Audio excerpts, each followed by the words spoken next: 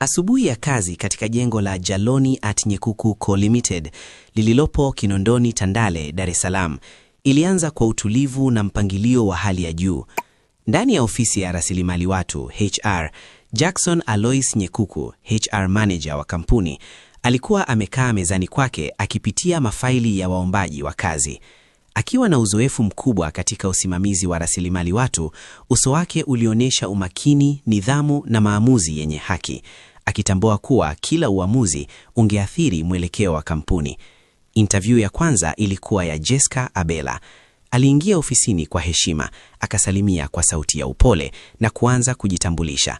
Jackson alimkaribisha rasmi na kumuuliza kuhusu uzoefu wake wa kazi, maadili anayoyathamini kazini na namna anavyoshirikiana na wenzake katika mazingira ya kikazi.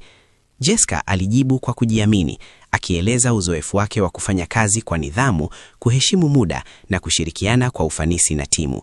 Jackson alimsikiliza kwa makini, akiandika kumbukumbu zake kimya kimya, huku akitathmini uthabiti wa majibu yake.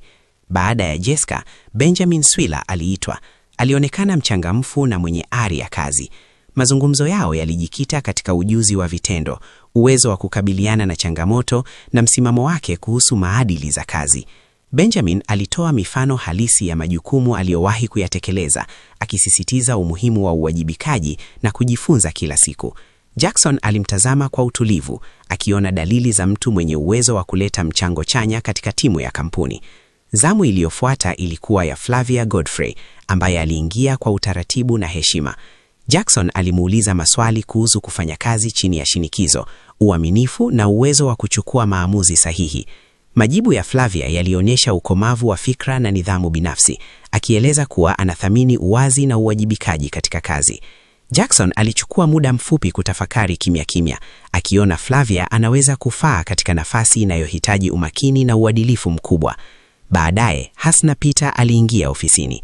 Mazungumzo yao yaligusia mawasiliano kazini, huduma kwa wateja na ushirikiano wa kikazi. Hasna alijieleza kwa ufasaha, akionyesha umuhimu wa heshima, mawasiliano mazuri na kufanya kazi kwa pamoja ili kufikia malengo ya kampuni. Jackson aliridhika na mtazamo wake, akiona ana upekee wa utulivu na uwajibikaji unaohitajika katika mazingira ya kitaalamu. Interview ya mwisho ilikuwa ya Moses Matembo. Alijitambulisha kwa utulivu na kujiamini, akijibu maswali kuhusu malengo ya muda mrefu, kujifunza ndani ya kazi na mchango anaotamani kuutoa kwa kampuni.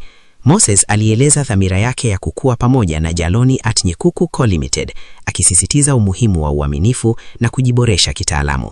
Jackson alimtazama kwa makini, akitathmini uwezo wake wa kubadilika na kuendana na maono ya kampuni. Baada ya interview zote kukamilika, Jackson Alois Nyekuku alikaa peke yake ndani ya ofisi ya HR, akipitia kumbukumbu zake kwa umakini. Alitambua kuwa kila mgombea alikuwa na sifa na upekee wake, lakini jukumu la HR ni kuchagua rasilimali bora watakaoendana na maadili, malengo na mwelekeo wa kampuni. Kwa maamuzi ya haki na tathmini makini, HR hujenga msingi imara wa maendeleo ya kampuni kwa kuhakikisha watu sahihi wanawekwa katika nafasi sahihi.